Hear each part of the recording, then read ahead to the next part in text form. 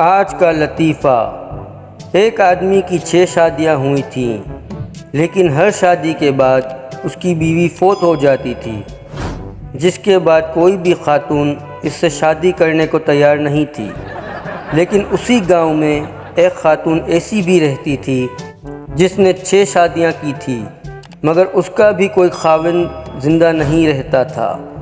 گاؤں کے لوگوں نے فیصلہ کیا کہ کیوں نہ ان دونوں کی شادی کروا دی جائے اور پھر دیکھیں کہ دونوں میں سے کون زندہ رہتا ہے۔ بہرحال دونوں کا نکاح کروا دیا گیا۔ شادی کے اگلے دن دونوں زندہ سلامت تھے، مگر اس مولوی کا انتقال ہو گیا جس نے ان دونوں کا نکاح پڑھوایا تھا۔ ایک چھوٹی سی بچی دکاندار سے، انکل جب میں بڑی ہو جاؤں گی تو کیا آپ مجھ سے شادی کریں گے؟ دکاندار نے مذاق سمجھ کر کہا، ہاں کیوں نہیں۔